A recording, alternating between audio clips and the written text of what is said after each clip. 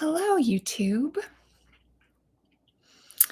I am really excited to finally do tarot for February. I'm so sorry. This was supposed to be yesterday, but I had a beauty treatment on Friday that ended up making me look crazy. I waxed my eyebrows and my face was red, so we needed to wait. So here we are. Happy February, everybody. Happy in bulk for everyone who does celebrate. So I kind of am not too mad about delaying tarot for February by a day because in bulk, as I'm sure some of you guys know, is a pretty common, well-known, often celebrated witchy holiday, which I'm not going to get too into because I want to focus on tarot vibes.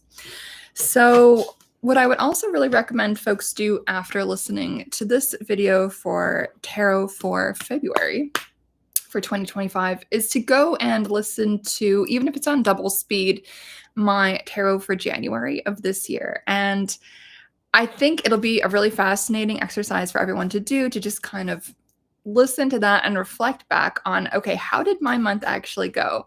So whenever I do these month ahead things, even for myself, I always really recommend that we don't just always look forward, though I do think looking forward is incredibly important. It's also really important to look back and reflect on, okay, what were the cards for January? How did my January actually go? How did these cards express themselves in my life? And that will also help you understand the cards a whole lot more and also understand yourself a whole lot more.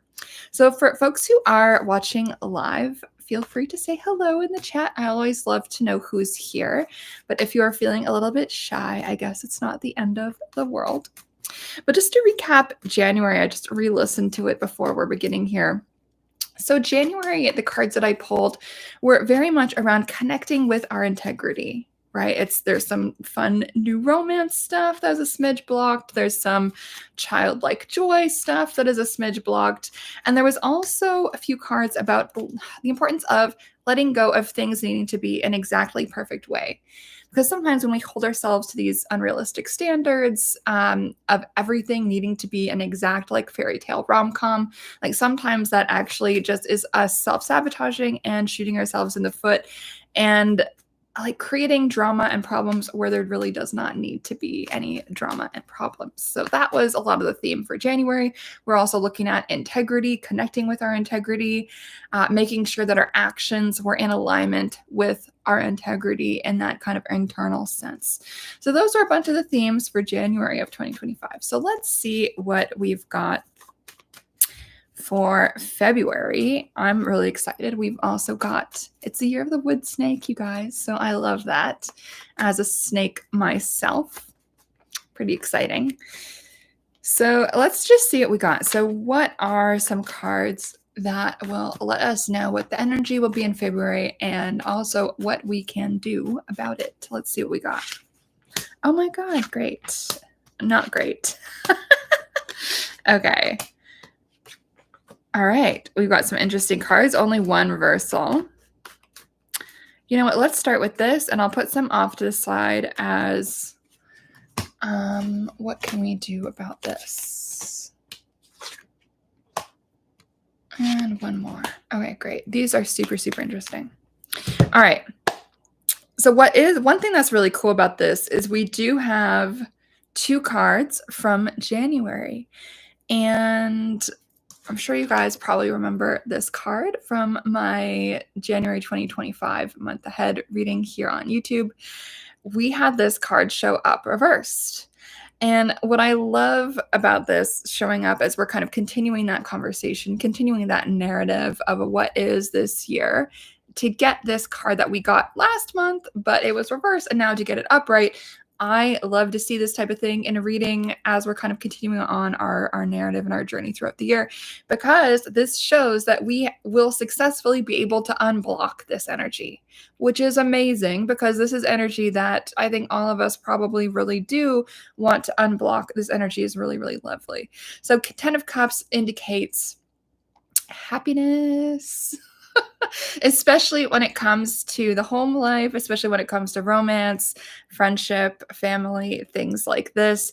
And I especially do see this to be a romantic card. If you are someone who is in a new romance, or if you are someone who is thinking about starting a family, it's going to be a really, really good month for you in regards to this type of stuff.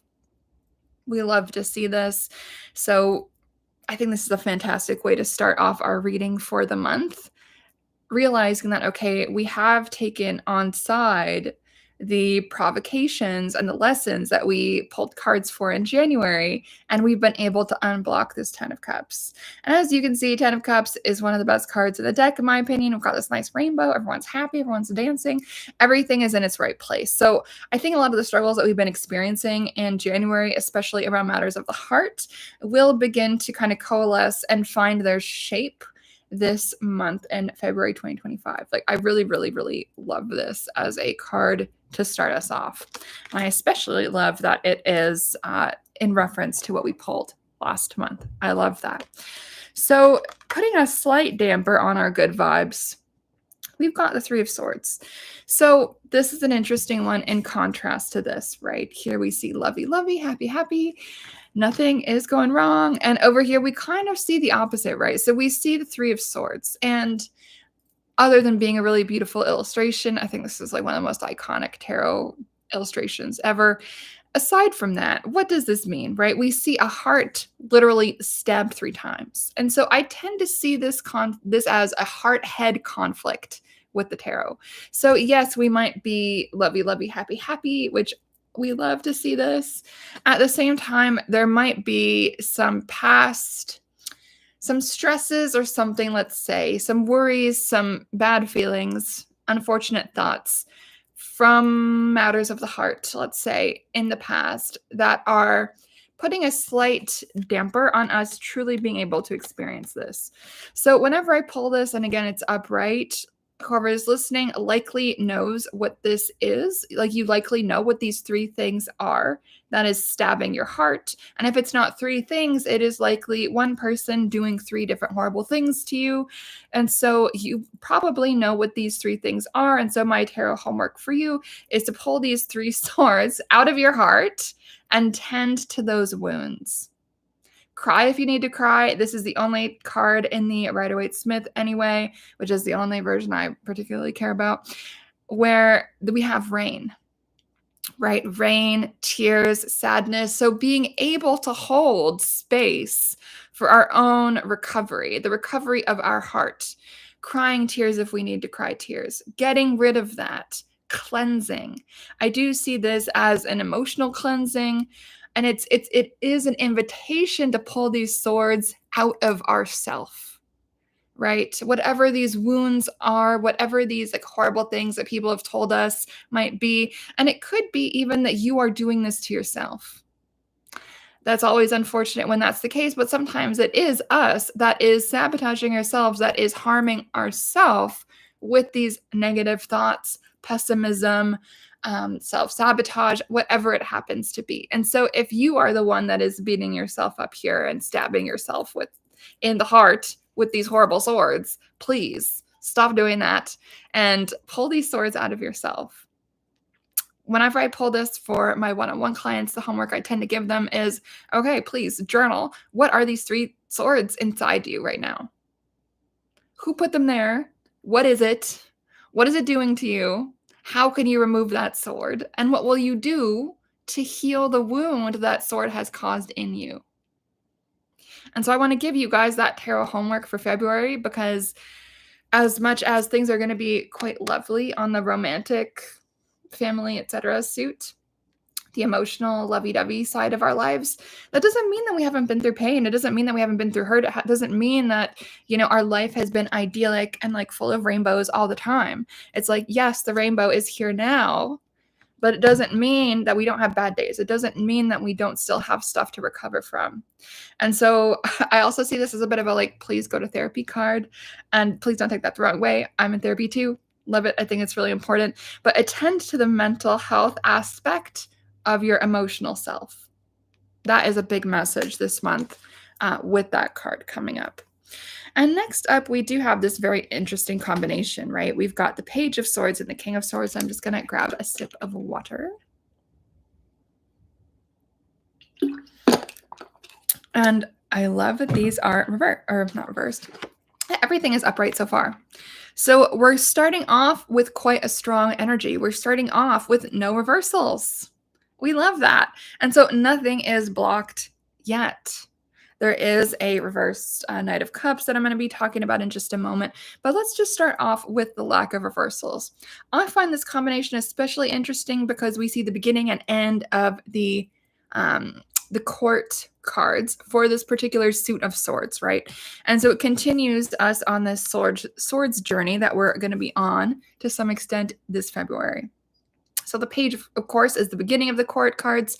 The kings are always the end, right? So we see that we are this month being called to kind of occupy this dualistic energy, right? We're being called to be tapping into this very youthful, exuberant, newbie, beginner's mind, fresh energy. And be approaching things from that perspective, especially when it comes to our mental health, our thoughts. It's going to be important this month to, I think, maneuver with our thoughts as the thing that guides us, right? And to have this awareness of what is going on with our mental health. At the same time, so we've got this mastery, I believe. We've got this mastery of our mental health, our mastery of our thoughts. So really going into adult mode, like not to be condescending.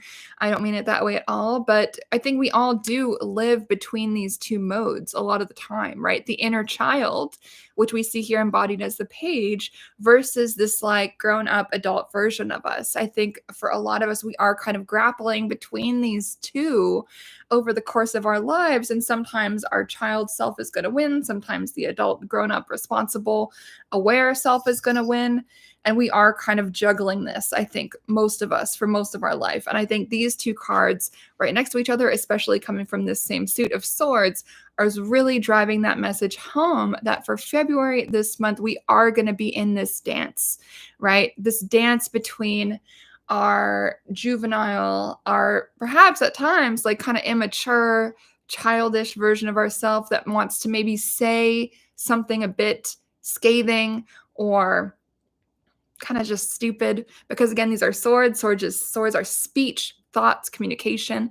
And then the King of Swords reminds us, okay, no, actually, we are mature grown-ups, we are adults, we are emotionally grounded, and we do have the capability to control our speech, to speak in reasoned ways, and to use our brain and logic to kind of organize our lives and our relationships. Oh, and hi, Black Cats. Nice to see someone in the chat. You're saying good morning kind of early this morning. Yeah, I know. It is a little early, and I don't know where you are, so please remind me. It was 10:30 in the morning here in Toronto when I started, but I just wanted to do a nice little early morning thing, at least in the Eastern time zone.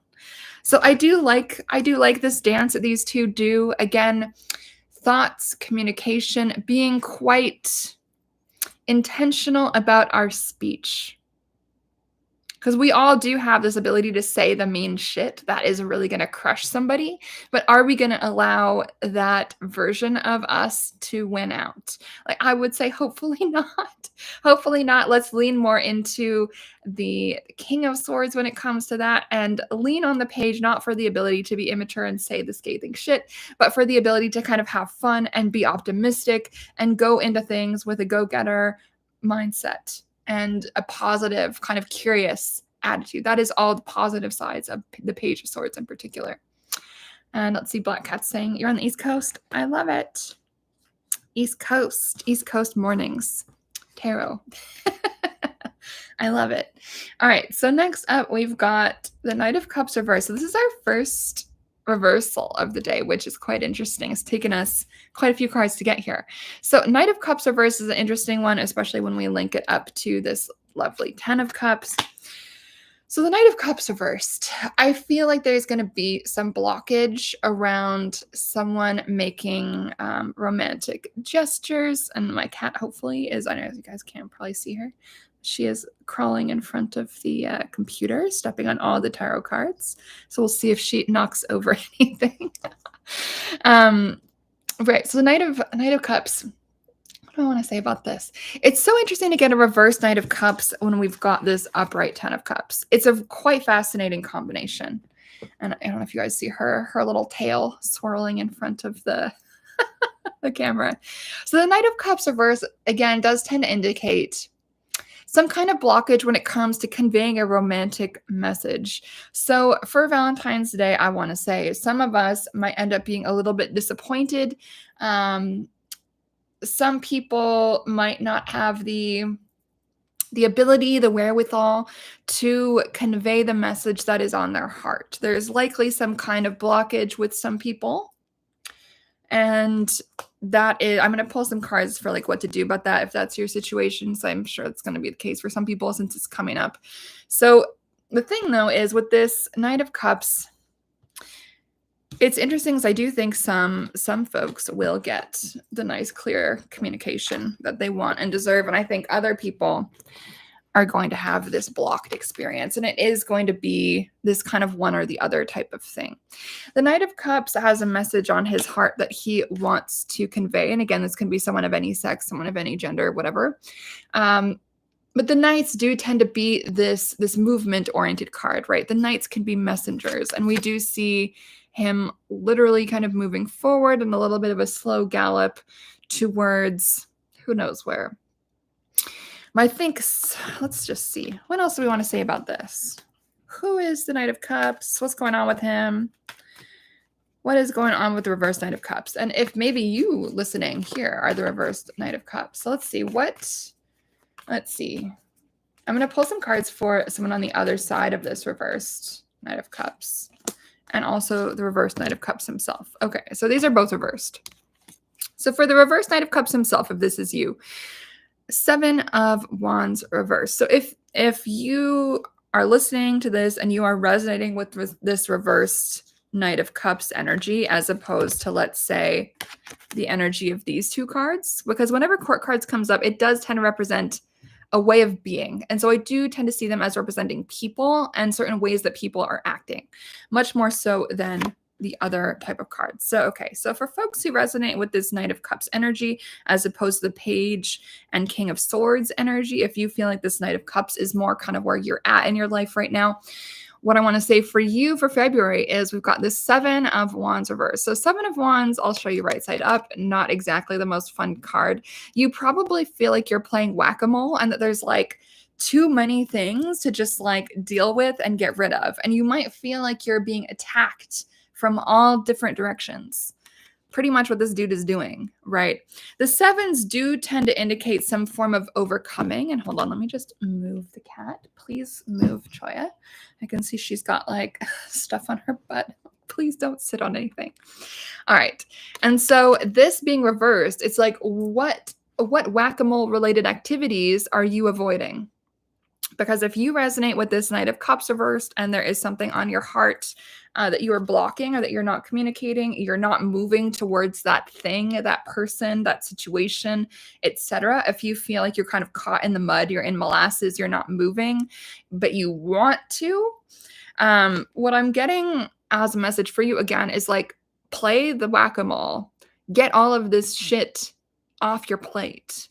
And with this, it's interesting, right? Like, make sure that it is finite. Like, don't create a situation where, yes, you're playing whack-a-mole and then you're allowing the problems to sprout new problems. It's like, don't just, trim the leaves of the weeds in your garden, like uproot the whole goddamn thing so it's not going to bother you again. Like, that is very much what I'm kind of getting with the energy of this card. At the same time, don't avoid the battles that you need to fight. The battles that you are fighting right now are sucking up all of your energy. Wands does tend to be our energy, our motivation, our drive. And so if you are feeling demotivated or like you have this like energy vampire around your neck, like this situation that is just sucking all your energy out of you, you feel just like completely dead to the world. Like, this is just a bit of a nudge to fight the fight that you need to fight. And I'm going to pull one more card for folks who identify with this Knight of Cups reversed. Yeah.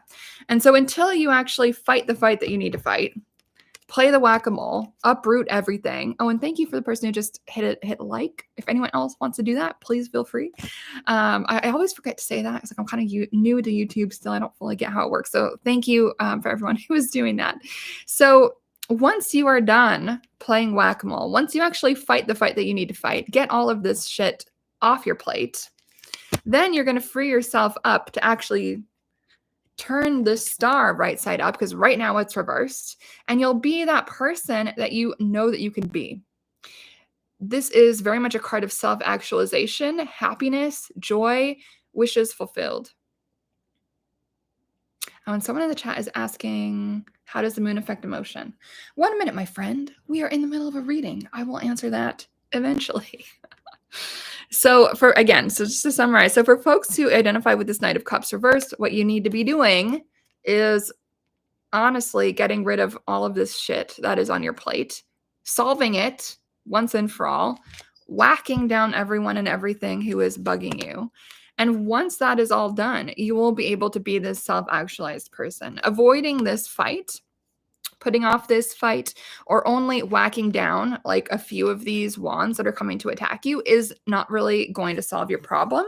Like everything needs to be uprooted so that you can access this star energy. This is honestly one of the best cards of the deck. Not just saying that.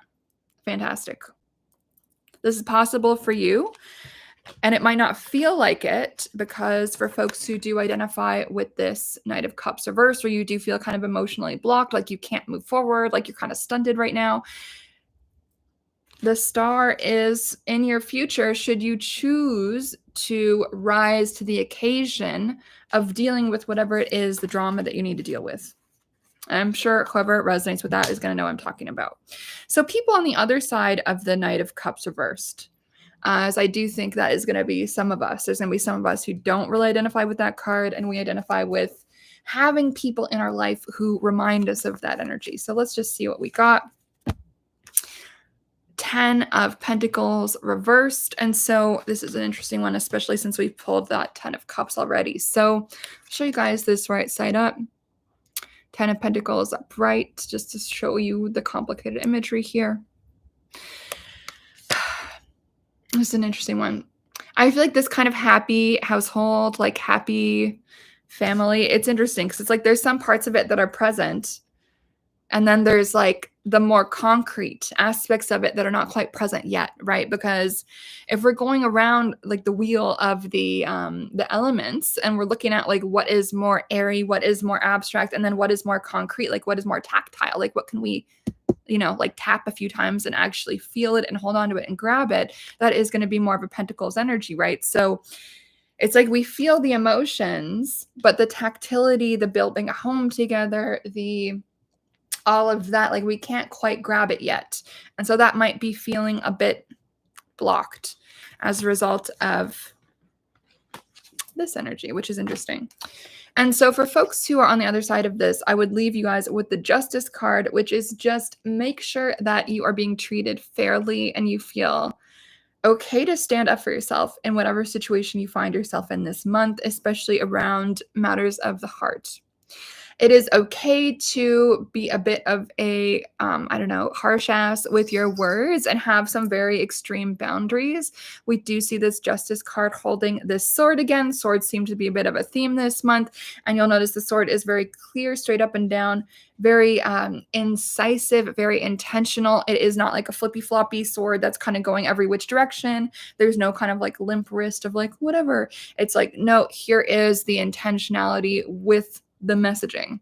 And so for anyone who is feeling like, let's say something with someone is not quite emotionally available, et cetera, is going in some kind of direction, just make sure that you are being fair to the other person and also being fair to yourself and just being very boundaried around all of that. And I dropped a card. Let's see. So these are all pretty interesting cards though, right? And we've got a bunch of major arcanas dancing around. And so majors do tend to be bigger deals than the minor arcanas, right? So we've got a lot of stuff going on. We've got some tens, we've got star, we've got justice, we've got a lot of court cards. So I feel like this month is going to end up being, I feel like it's going to challenge us to think about who do we want to be? What energy do we want to embody? who do we want to be in this world? What characteristics do we want to occupy? Do we want to be our best self, or do we want to give into our more immature desires or our instincts to just avoid our own personal growth? We don't want that, ideally. Okay, so I'm going to do a few more cards, and I've got some off to the side as well for February. But while I'm shuffling, someone is asking, I don't know if this person is still here, how does the moon affect emotion? I think it depends on, are you asking, first of all, is the moon tarot card or like the moon?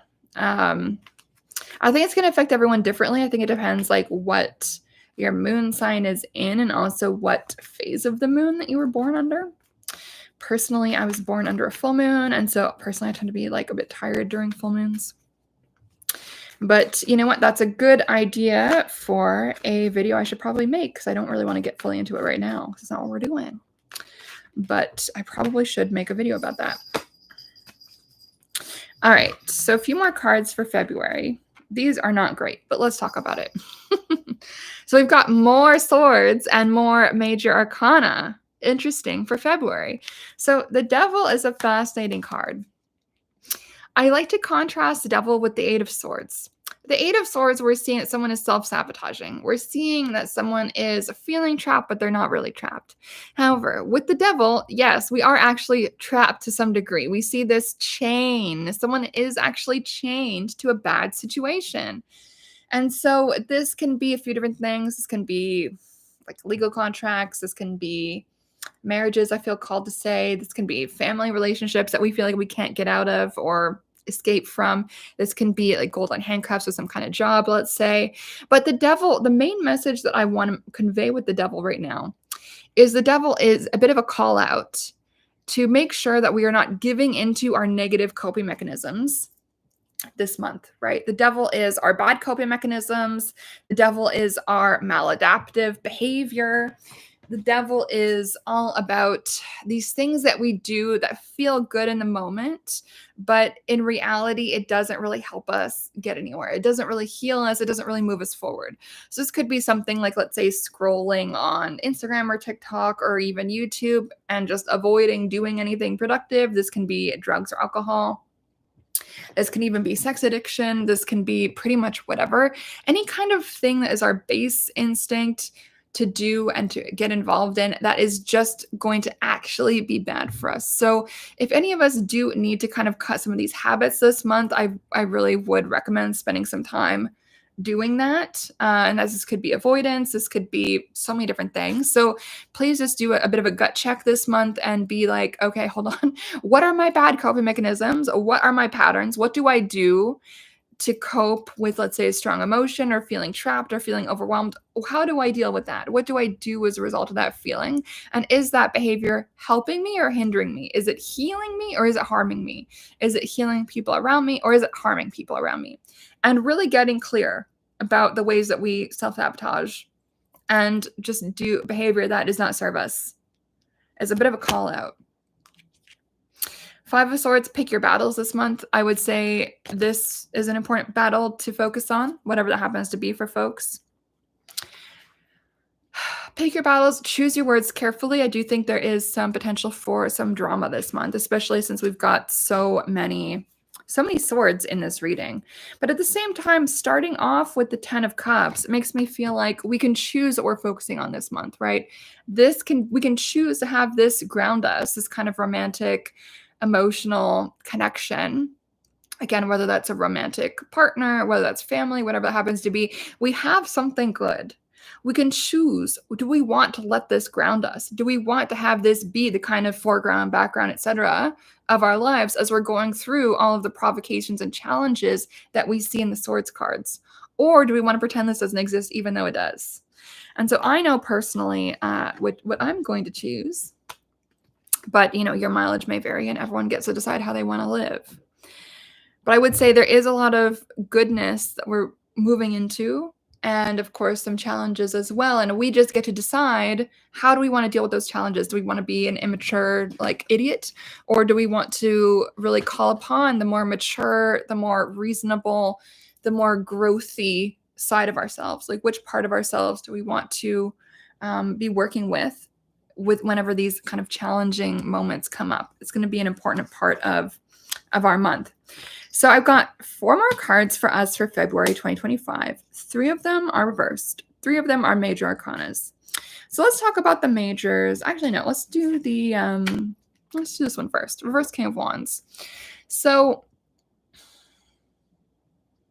this is a reminder to not be ruled by impulsivity and not to be ruled by sex, I want to say. Because wands do tend to indicate that aspect of our life, and a reversed King of Wands, it's like a little bit of a call out to not have that be the be all end all. So I think it can be, just for some folks, in this detrimental way. And so lead with self-control when it comes to that, is what I feel called to say with that.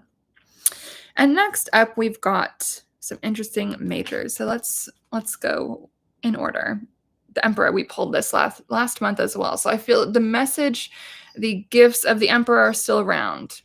4 is a stable number, right? And so this month we're going to be continuing the stabilization process that we've been doing last month in January 2025.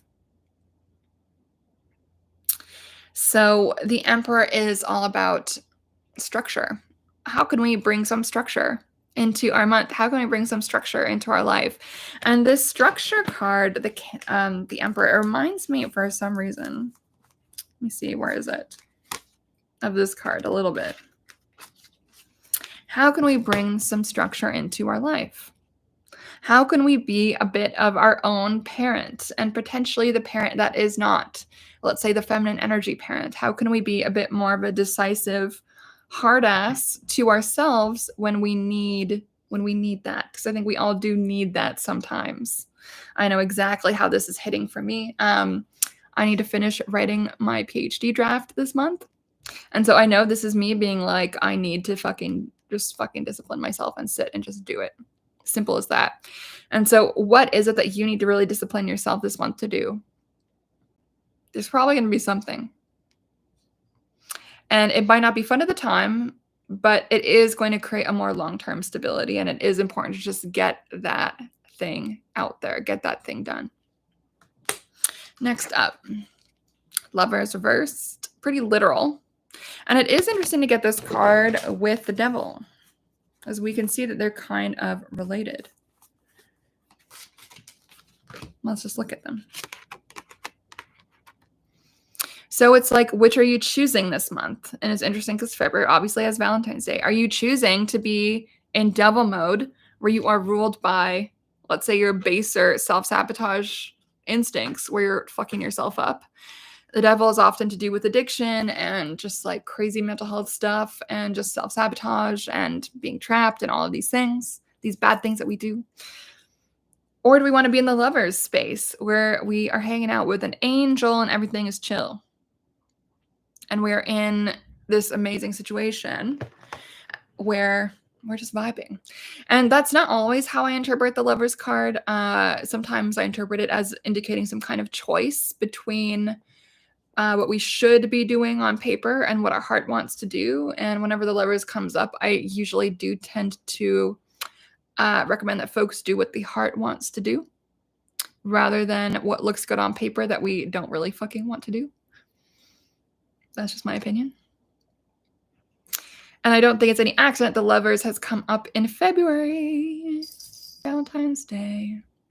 So you get to decide, do you want to self-sabotage? Do you want to go back into bad habits? And maybe you're single, maybe you're alone, and maybe your version of the Devil self-sabotage is feeling sorry for yourself about being single or whatever.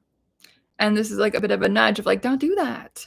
If that's you, don't do that. Like, there's other ways to be that are going to be healthier and more productive and more fun and more growth oriented. And so you can choose what kind of Valentine's Day you want to have. Even if you're single, you can be your own lover. You can get yourself your own flowers or whatever. And if you are, let's say, in the beginning stages of something and you are feeling like that blocked Knight of Cups that we saw earlier, you get to choose, who do you want to be? What life do you want to have? And I think many people in life go down this Devil pathway, unfortunately, when this pathway would be more fun pathway and a more healthy pathway to go down.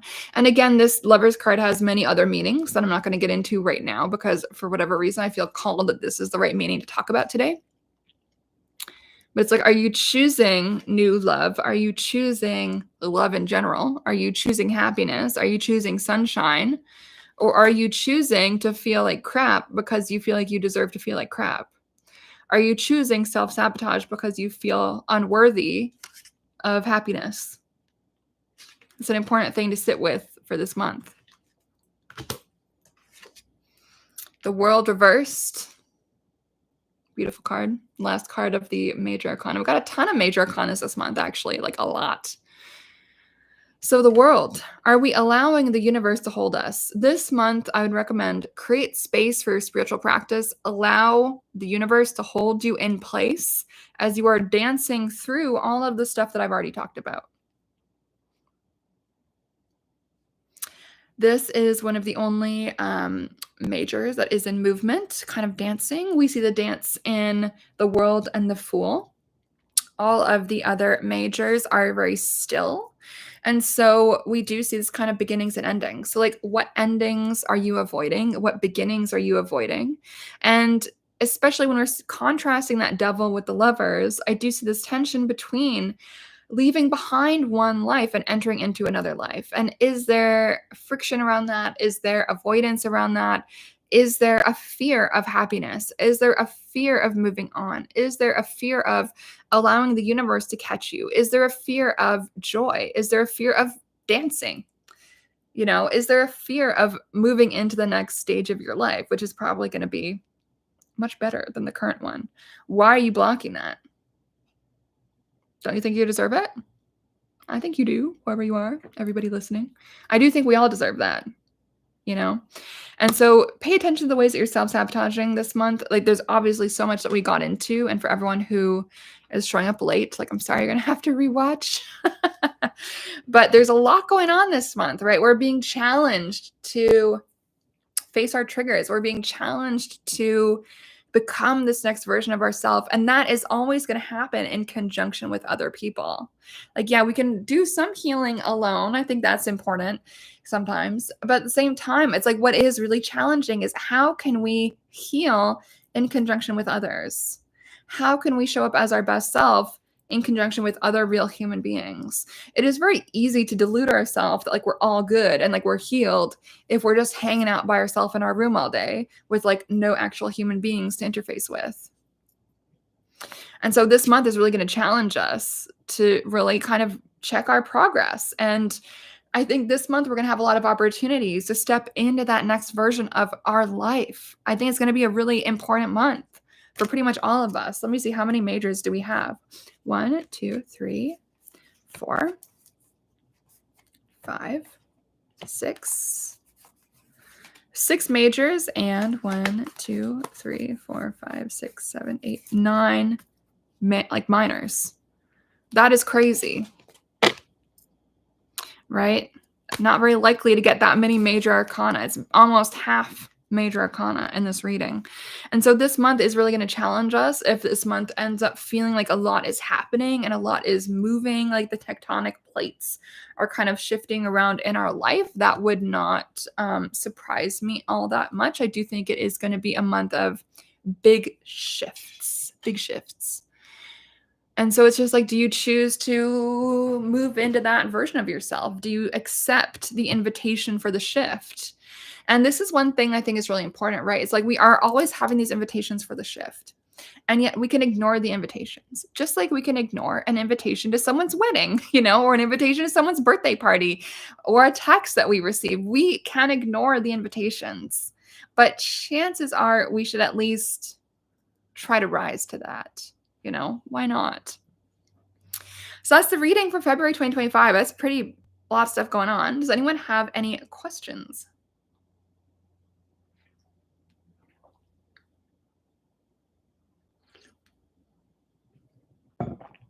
An official ambassador.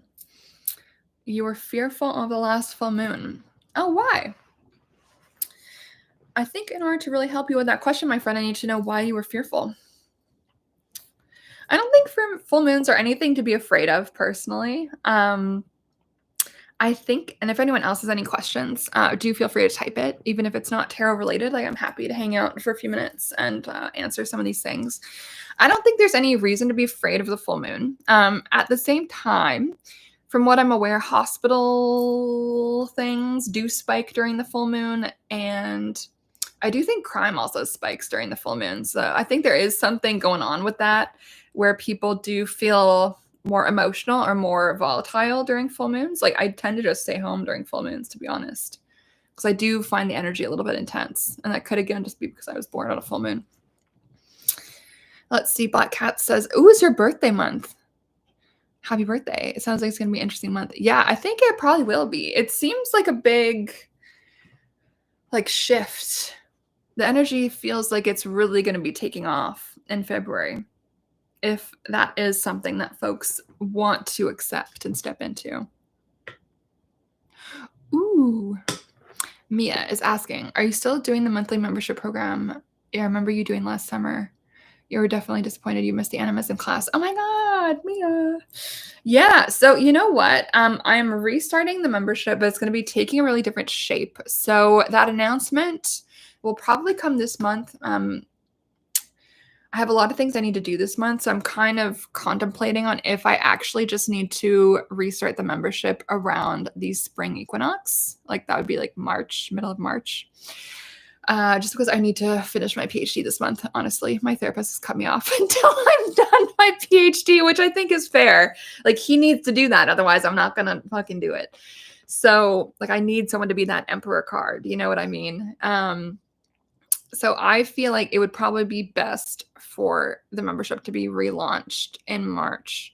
That being said, the shape of it is going to change. So it's going to switch to just being live group stuff rather than like mini classes every month. That just ended up being like a bit unwieldy for me. And I don't think that, like, I think the classes were awesome, but I don't think they moved the needle for people. And what I mean by that is, why I'm switching it to group coaching exclusively is because group coaching requires some accountability from the people who show up. And the topic of the group coaching is determined by who shows up and how self-reflective they are about their own situation and their own challenges. And so why I'm kind of discontinuing that like monthly class part of the membership is because it required me basically to just be like, here's this, here's that, here's that, here's that. And like, that's cool. That's fine. That's fun. People got something out of the classes and I had a fun time teaching it. But at the same time, it created this dynamic where I think a lot of people just expect it to be consumers. And this is not the case for everybody, obviously. Like people in my membership were fucking amazing. But I really am against this like consumer oriented version of spirituality where it's just like you're consuming the classes and you don't have to actually do anything. It's like, no, the work really happens when you do the stuff, which is why my big mega courses have like 100 pages of worksheets. It's not just like consume the videos and you'll learn stuff. It's like, that's great. But you also have to put yourself into it. You have to put the time into it. You got to self-reflect. You got to answer the questions. You got to do the work. And so I think having it only be the group coaching, it kind of forces folks to do a bit more like work is my feeling. We'll see if that ends up being true, but that's kind of like how I feel about it. So it will be starting up again. It will be taking a different shape. If that is something that you're interested in, like let me know, send me an email or something, and I will for sure keep you posted. But you know what? You can also buy the animism class by itself. You would actually be the first person that I would be doing that for, but I'm more than happy to do it. So if that is something that you really want, the animism class, like do send me an email or like fill in my submission form on my website, and I'll send you like a little link like today, and then you can watch that class today if that's something that you're interested in. That's absolutely no problem. And yeah, what else do I want to say? Thank you for the question though, Mia. I love that. Black Cats, I don't really do the in bulk thing. I'm much more of a solstices and equinoxes person, personally. For me, the other like quarter days kind of feel like a little bit arbitrary. So I prefer the solstices and equinoxes kind of vibe for my own practice. But the other name for Imbolc is Candlemas. I have a whole podcast episode about Imbolc. Yeah, it's kind of like Return of the Light a little bit, like midwinter, like it is what it is. I don't know. It never really resonated too much with me, I will say. And Imbolc, the only reason people even talk about Imbolc right now, I'm sure most of you guys know this, is just because of Wicca. So in Wicca, they used to have 4 holidays, which I believe were the solstices and equinoxes. And then I actually at one point was pals with someone who was initiated by someone who was initiated by Gerald Gardner. So like Gerald Gardner created Wicca. That was the first Wiccan coven. And according to her, they only added more holidays because they liked to party and they wanted an excuse to hang out and have fun and be merry and have a great time. And so whenever I see people in North America specifically like losing track of that, and like they get so like OCD about, no, we must celebrate Imbolc, we must celebrate all the things. It's like, well, the reason that they even started to celebrate Imbolc in the first place was because they wanted to party, like, which I think is legitimate and completely fine. But it's like, you don't have to celebrate it. We can all make up our own holidays. We can all resurrect the holidays from the past, from our heritage, let's say, that resonate with us. Like the 8 Wiccan holidays were never celebrated all by one people at one time, ever. And Wicca was created in the 1950s. And I think that's totally fine. And it's cool. But like, your practice can be your practice. And so I if people are feeling pressured to practice Imbolc because everyone else is practicing or celebrating Imbolc, it's like, let's all remember that all these holidays were created to serve a purpose, and the purpose generally was to have fun. And if it's not fun, then we need to be thinking like, why are we doing this, you know? Let's see. Black Cat's asking, have I ever read or do I have thoughts on Lenormand? I've got a few books on Lenormand on my shelf somewhere, like trying to find them on my shelf. It's probably a system I should learn at some point, to be honest. I'm open to it. I don't know a ton about it. I'm much more of a tarot person. I should probably learn it at some point though, to be honest. It could be a fun thing. Let's see. Mia is saying, I love that. I've always loved your style of teaching. I've been wanting to work with you. You're going to email about the animism class. Thank you for the thoughtful answer. Oh, thank you, Mia. Oh, I'm looking forward to hearing from you. I think that's awesome. And yeah, let me know. And I can also send you the deets on the membership when it gets restarted. And maybe I'll get my shit together and it will be restarted in February. Who knows? But I do know that I need to really like finish writing this PhD. I've been avoiding it like the plague for a long time. And so I just need to just fucking do it. Let me see. Well, yeah, I look forward to hearing from you, Mia. I think that's really exciting. And yeah, there's lots of different ways to work with me too. I've been taking on a lot more one-on-one coaching clients. So if that is something that you're interested in, feel free to holla. And yeah. And if there's any other classes that you're interested in or have questions about or courses or whatever, even if we're outside of a launch cycle, like please, like don't hesitate to let me know. I'm happy to help people get to where they want to go and be very honest about which is the best for you. Let's see. Black Cats parties are good. Let's party. Yeah, I know, right? YouTube party. Maybe we should do a YouTube party at some point. What would that involve? Right now I'm just drinking coffee, you guys. I think I have done a YouTube live a Friday night one time. This is a long time ago. But I like YouTubing during the day because the natural light is just so beautiful. And at nighttime, it looks not as good.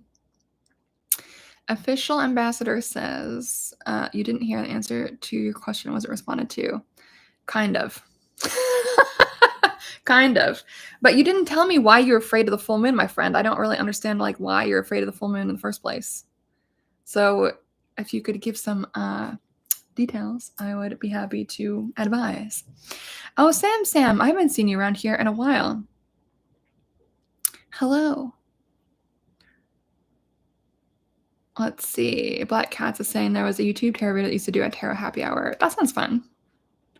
Cool. Maybe we should do that at some point. That could be cute. But the rule is everyone has to drink wine. or like bring an alcohol of your choice or a mocktail, let's say, of your choice.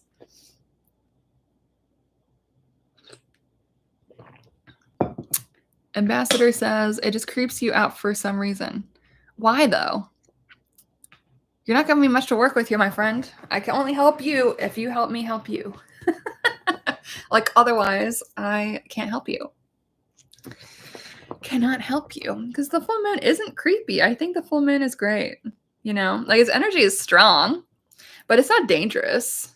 Like, it does impact people, for sure, in different ways. And so I think the key with the moon is just to get really, like, figure out how does it impact you. And if you don't feel like you want to go out in the full moon because you feel like everyone is hectic and you don't want to deal with everyone being hectic, then just stay home. Just make that be your personal rule. Like, I'm going to stay home during the full moon, and that's how it goes. Like, I think that's totally fine.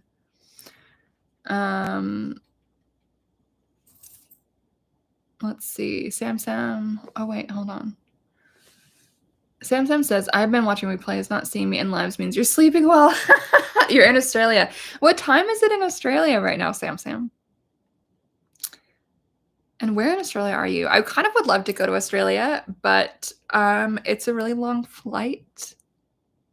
And I'm a little bit claustrophobic with really long flights. Like, I think 5 hours is like perfect long flight length, but like longer than that, I'm like, oh my God. Sounds crazy. Oh, is there a cat behind us? Let's see. Yes, there's a cat. Yeah, Australia seems cool. I'd like to visit, but again, the travel just, I don't know, from Toronto would just be horrible. I had some family recently go to Africa, and apparently they were traveling for more than 24 hours, and it just seemed stressful. Oh, Sam says it's 3:23 a.m. in Melbourne. I've heard that the actual way to pronounce that is Melbourne. Like Melbourne, kind of, but not like Melbourne, like we say in North America. So please let me know which is the right way to say it. I would love to go there, though. It looks like an interesting, cool place. Okay, correct. Thank you, Sam. You're approving my pronunciation. The only reason I know that is because I went to high school with someone who I got drinks with recently, actually, like sometime last summer, I think. Maybe last winter. I don't know. And she is going to law school there. And so she kept saying at Melbourne. And I was like, oh, maybe that's the way. Let's see. Black Cat's asking, what is the Toronto tarot scene like?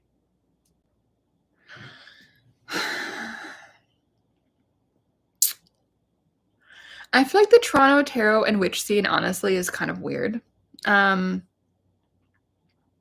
Which is why I like to live on the internet.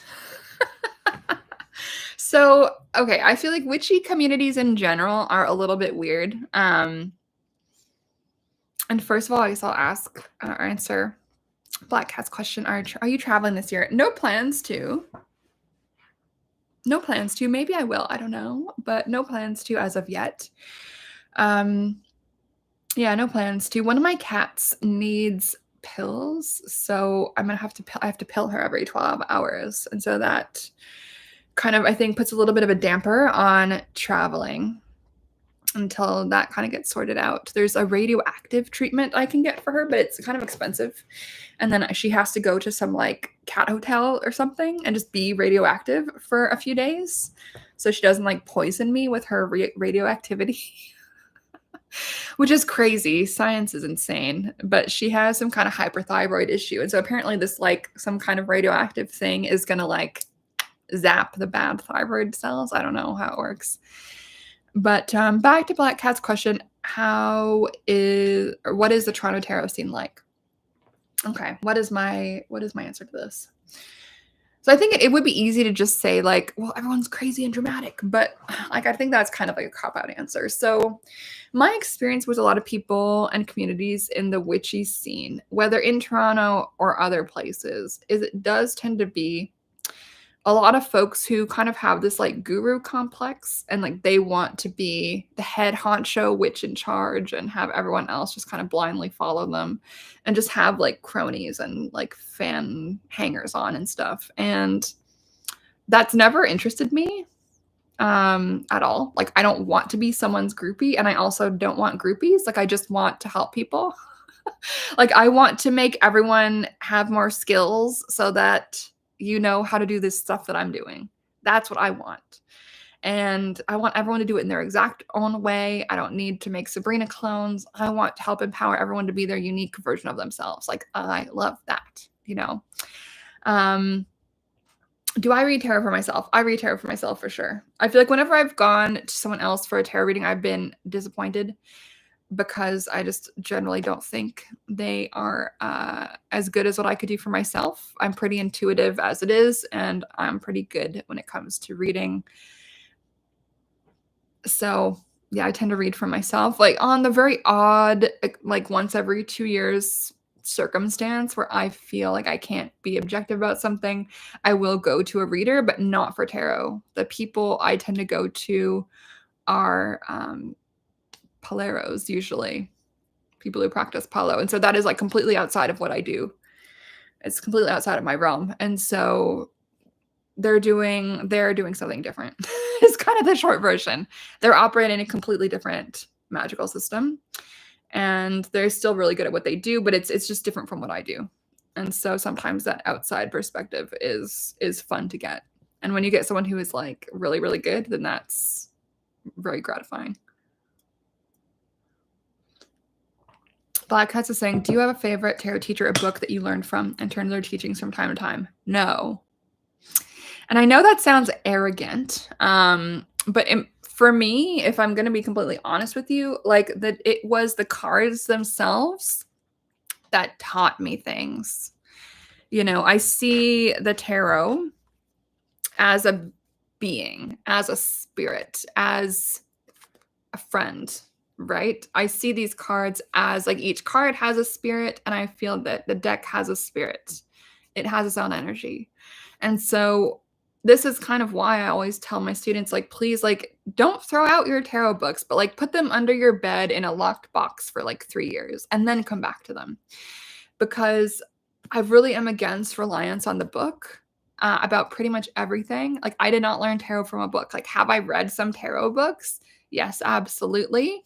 But what taught me tarot the most was actually just spending time with the cards themselves. And the way that I teach tarot in my courses is like that. It's like teaching people how to be more in the card, because the card itself has all the answers, especially the Rider-Waite-Smith. The card itself has all the answers. You don't need to look anything up to know what this card is if you know how to see. And so with my tarot teaching, like, I teach people how to see what is in front of them, because a tarot book is always going to be an interpretation. And obviously my course is also my interpretation, obviously. But what I do in my courses, I teach people how to see, you know. Sam, you read for me after my breakup and were the only one to tell me it was truly over. Sorry. Sorry, not sorry, but I'm glad that that you got something out of that. I hate giving people bad news, but sometimes it just needs to be given. And sometimes a breakup is a good thing, even if it doesn't feel like it yet. Black Hats is asking, what is your personal theory on how tarot works? Yes. So my opinion is that the tarot deck, each tarot deck is its own energy. And so I believe that it's really important to build our relationship with our deck. So I really believe that it's important not to disrespect our deck. I always will wash my hands before I read. I will wash my hands after I read. I will not put my cards on the floor. Yeah, they are tied together with a scrunchie. They do not have this like massively ornately carved box or something that they're in, but I do treat them with respect. I'm not going to leave them out in the rain. They're not going to be on the ground. They are going to be somewhere like above ground. They're going to be on the table. They're going to be in a place of honor. Maybe I will put them on my bed to sleep with them, not in a weird way, but like under my pillow, or like just like next, like somewhere. I have a big bed. I'm single and alone. So like there's room There's room on the bed, shall we say, for a deck of cards. And so I do think it is important to build our relationship with our deck, right? So when we're spending time with our deck, the deck is, oh, look at my cat is doing. Look how cute and weird he is. How sweet. How sweet. Aww. Anyway, so I think it is really important for everyone to kind of spend time with our deck so that our deck can get to know us, get to know our energy, merge with our energy, so that the deck will tell us what the, like, when to pull. The deck will tell us, like, when to, like, let's say flip the deck, right? The deck will tell us, like, when to do this, when to do that, when to do that, when to shuffle, when to stop shuffling, which card is the right card. And it will be the right card for us at that time based on how we read. And so I'm super big on relationship building with the deck. I'm super big on energy with the deck, etc. Okay, Black Cat's asking, do I believe that a tarot deck is alive like spirit? Yes.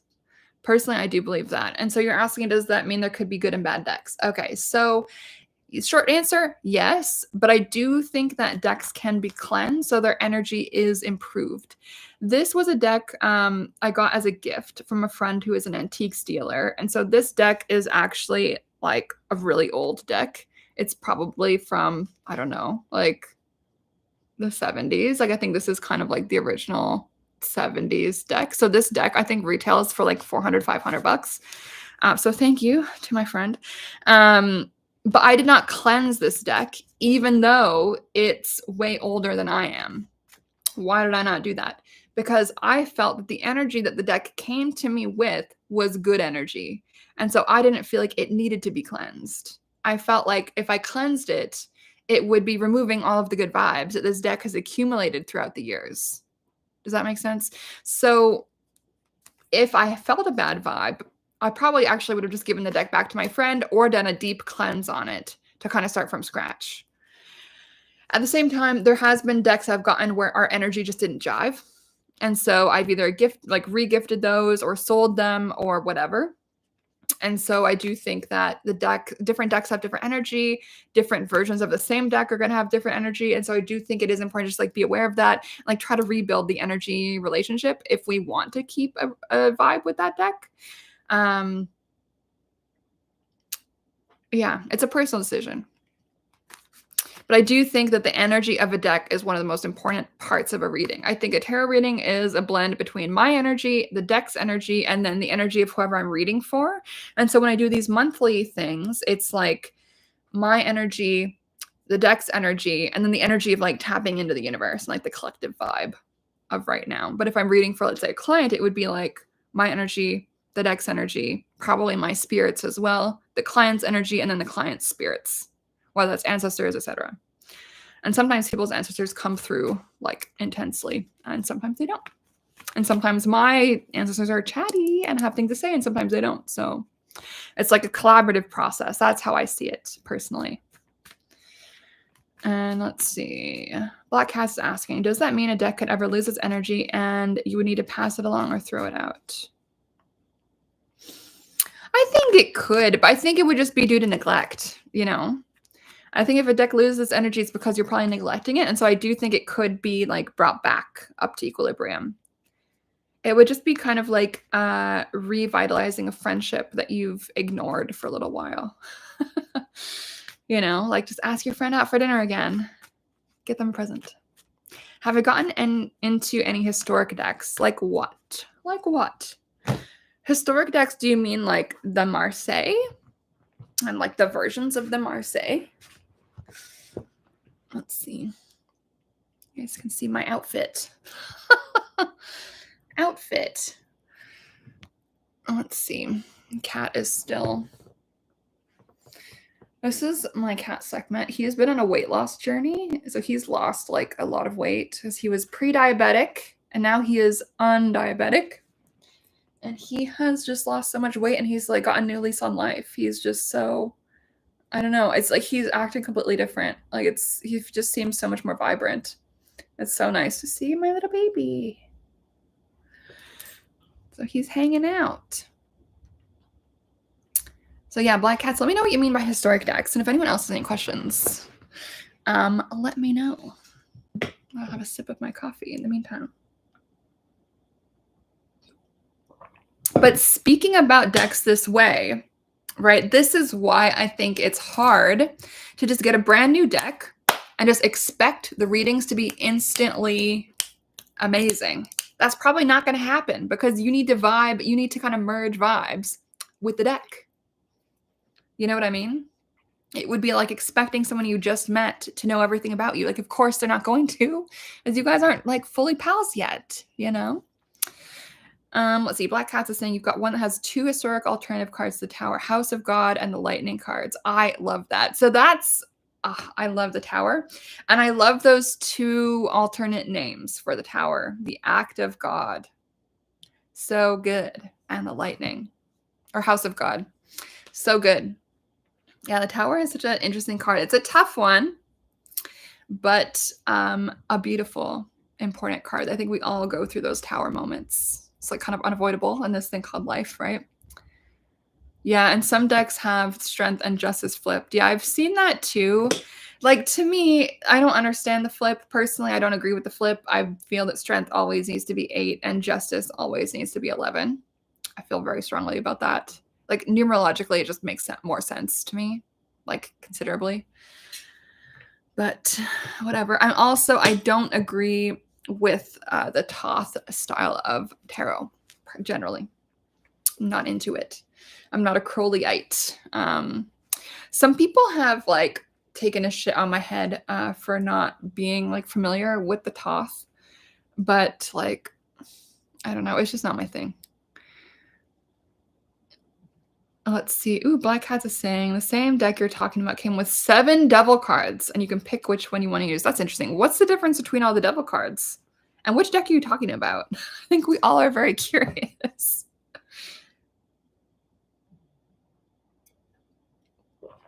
And thanks everyone for sticking around. There's like a bunch of you here now. We're not even talking about February Tarot anymore. We're just hanging out. That's interesting. I've seen alternative versions of the lovers. Like I've seen like straight lovers, and then I've seen decks have like gay lovers and lesbian lovers. So I've seen that as like an alternative card type of thing for some decks.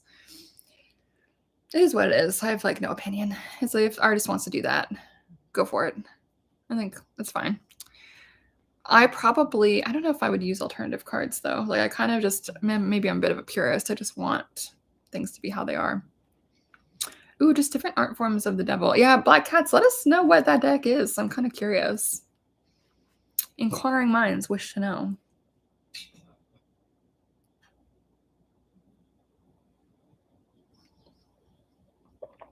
Almost done my coffee.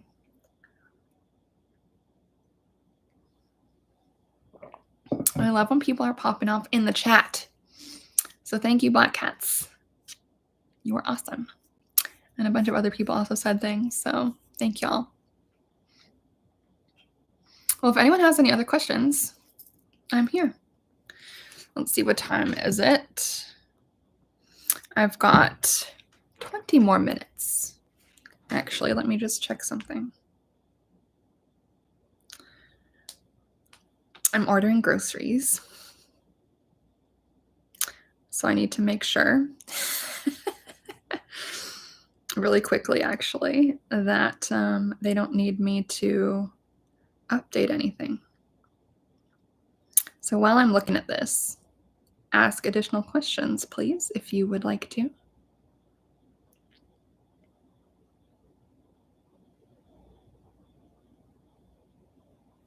Let's see. I don't think the shopper is there yet. So we are in good hands.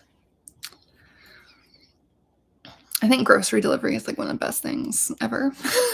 I don't know if you guys know this, but I have scoliosis, and I also have like something called postural orthostatic tachycardia syndrome, which means that my heart rate goes like whenever I'm switching postures. So from like lying down to sitting up, from sitting up to standing, from standing to walking. And so that means it's hard for me to carry a lot of things and not be out of breath. So the grocery delivery is really, really nice because it means I don't have to deal with that. Okay, let's see. Black Cat says, okay, I'm going to pronounce this shit wrong. Trionfi della Luna, Illustrated Pips Edition by Patrick Valenza. Let me just look this up.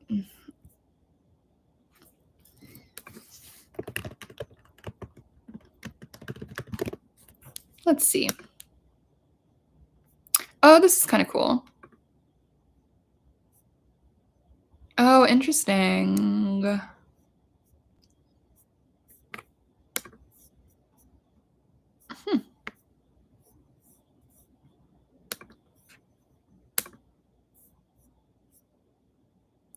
Oh, cool. I feel like, is this the same artist who did the Deviant Moon tarot?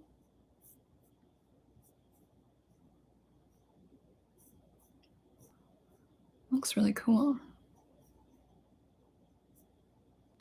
I'm going to look more into that later. Thank you for the recommendation. I was never that into the Deviant Moon tarot, to be honest. Just like not fully my thing. But I do respect anyone who is making their own decks, to be honest. Like, even if it's not my thing, it's like, who gives a shit? Like, it's a lot of work. So, like, props to anyone who is making their own deck. It's definitely on my to-do list. For sure. I love that. Thank you for the recommendation. I'm going to look more into that. Does anyone else have any questions on tarot or, like, anything? I've got a few more sips of my coffee.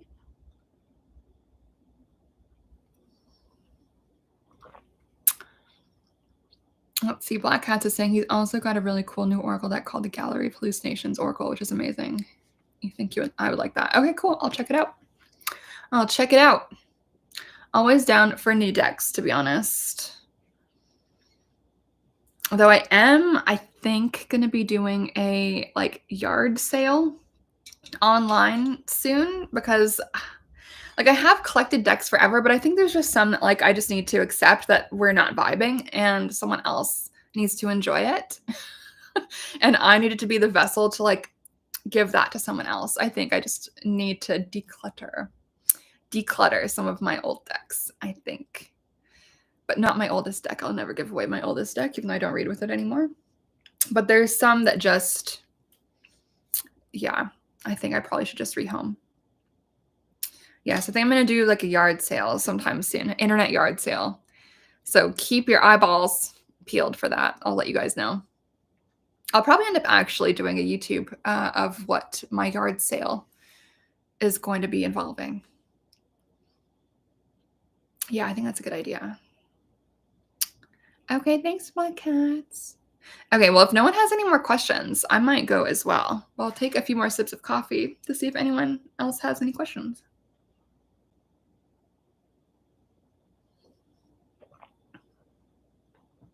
And of course, the beginning of this video, for anyone who's just tuning in now, we did do tarot for February. And now we've just been hanging out because the chat has been doing its thing. So I wanted to answer some questions. But there is, of course, the tarot vibes earlier on in this video. Okay, friends, coffee is done. But if no one has any more questions, I will log off. If anyone is curious about tarot courses or learning tarot or anything like that, just fill out the little form on my website, and I'm more than happy to help you out and sorting out what is the best avenue for you to do that if you want to do that with me. And otherwise, I hope you guys have a wonderful February. Good luck with everything. I know it's a lot of big major arcana cards for February, so it's probably going to feel like a bit of an intense month, but hopefully intense in a productive and good way. Okay, friends, that's it for now. I'll catch you guys later and have a lovely, lovely weekend. Bye.